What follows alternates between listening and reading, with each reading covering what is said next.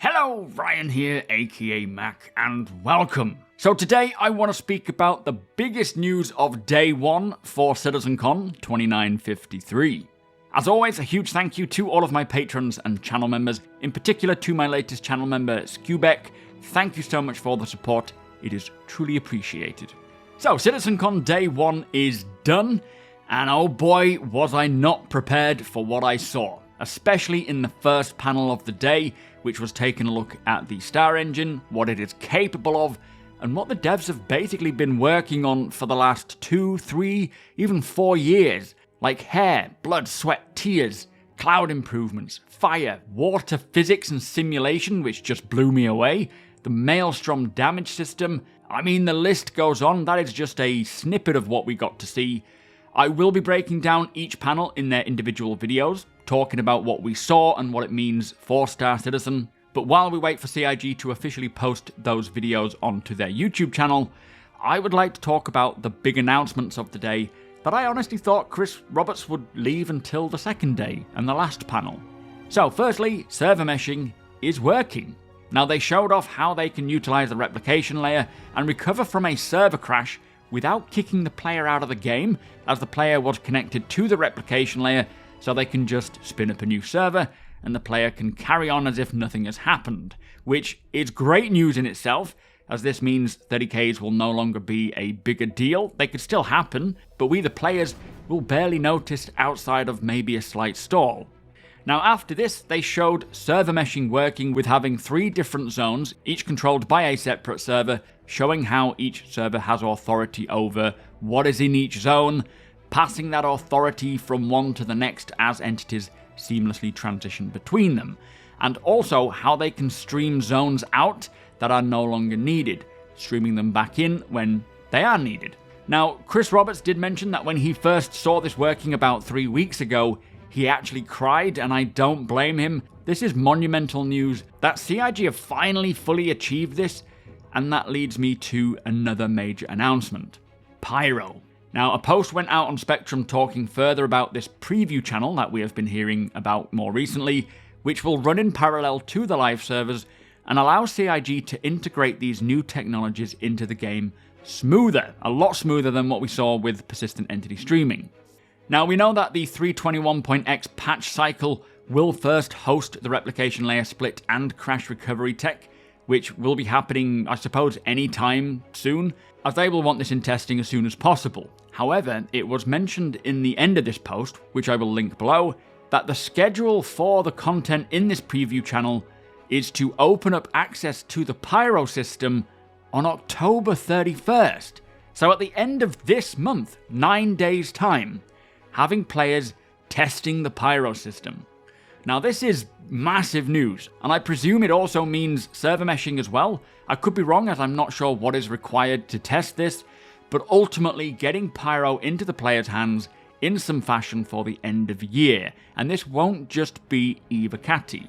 Now it states that the players chosen to take part in this test will be picked via a few methods. Firstly, utilizing a random selection process.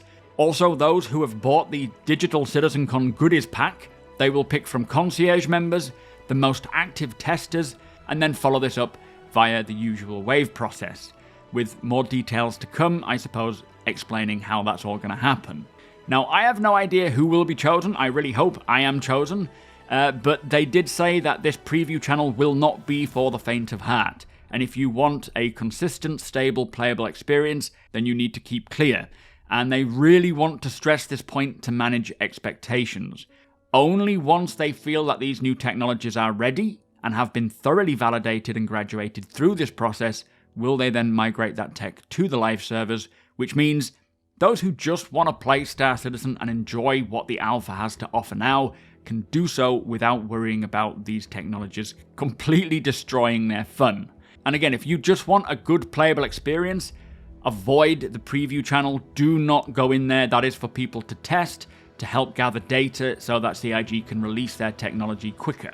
Now, the final big news of day one is that Squadron 42 was officially confirmed to be content and feature complete by Brian Chambers, which was actually on a different stream, an interview with Brian from a community member, which is great to get official confirmation on this, as we did hear this was the case, just not officially from CIG themselves. And this means that they are now just polishing, fine-tuning, balancing, and making sure that Squadron, this single-player campaign, is fun. So basically all the features for Squadron 42 are done and completed, and they are now just making sure that the campaign hits the mark that they want it to. So essentially the hardest part of Squadron is done, which is just another major update. Now we will be certainly hearing more about Squadron 42 with a video update, I believe, as well, and what is remaining. So potentially a date could be given as to a release date. We will hear from Chris Roberts today, hopefully stating that, but we'll have to wait and see. So that was the biggest news of CitizenCon Day 1, and we are not even done yet. We will be hearing a lot more about all of this and many other areas of development for Day 2, but oh my lord, what a day. My mind was already blown within the first 20 minutes of the first panel, and I don't even think we've seen or heard about the best bits.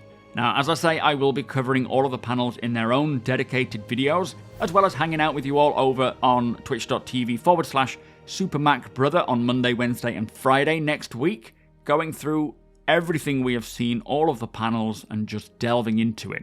What a time it is to be a citizen. My hype is through the roof, and I am so excited to see what the end of the year looks like with the rest of the 321-point patch cycle, and the confirmed 322 for the end of the year, which will bring a lot of what we saw on the first day and hopefully the second day as well. And of course, into next year.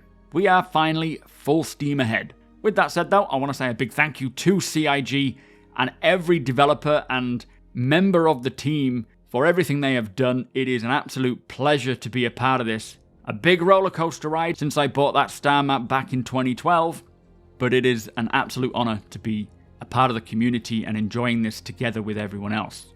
With that said though, if you do enjoy my videos, please do consider subscribing. We are swiftly heading towards that 60,000 mark. Hit the thumbs up if you don't mind, it does the channel a big favour, and tick that notification bell if you would like to be notified when my videos go live. Again, a huge thank you to my patrons and channel members. Thank you for watching, and I'll see you in the next one.